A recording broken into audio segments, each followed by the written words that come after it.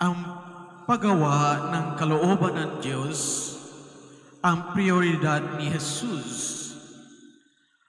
Alam ni Jesus ang kanyang mission na dumating sa mundong ito.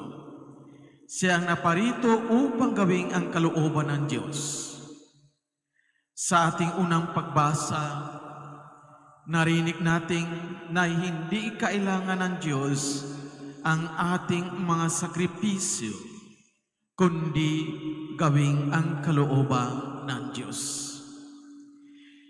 Ginagawa ni Jesus ang kalooban ng Diyos kanyang Ama hanggang sa matapos niya ang kanyang misyon.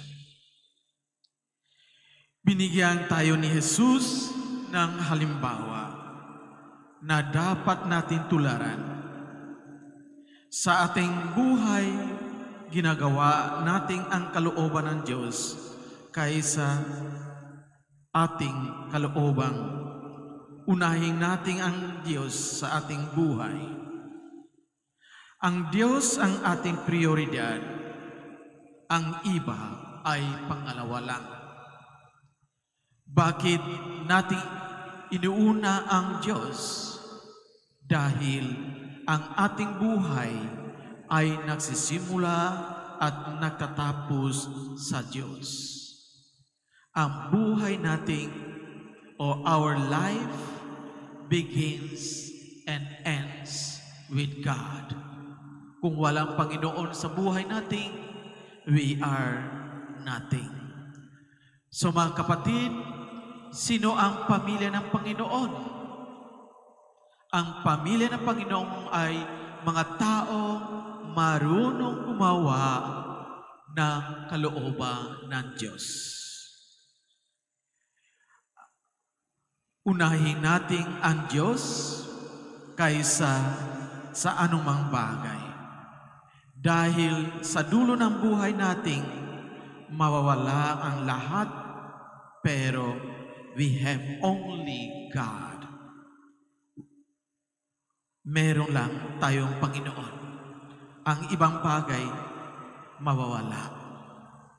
Kaya nga mga kapatid, sundin natin ang kalooban ng Diyos. Tayo, mga pamilya, mga ina, mga kapatid ni Jesus. Kung tayo, mga pamilya ni Jesus, sundin ang kalooban ng Ama. Sundin ang kalooban ng Diyos. Yun po ang daan patungo sa kabanalan. Ang buhay, ang sinabi ko kanina, ang buhay, sa buhay natin, ang prioridad ang kalooban ng Diyos. Prioridad ang Panginoon. Kaya nga araw-araw, tayo mga kapatid, simba umaga dahil we begins and ends with God. Kung wala Panginoon sa buhay natin, wala tayo. Wala magagawa. Kaya nga, bilang mga anak ng Diyos, mga pamilya ng Diyos, tayo umaasa lamang sa Panginoon. Tayo umaasa lamang sa Kanya dahil Siya ang Ama, Siya ang Panginoon nating. Amen.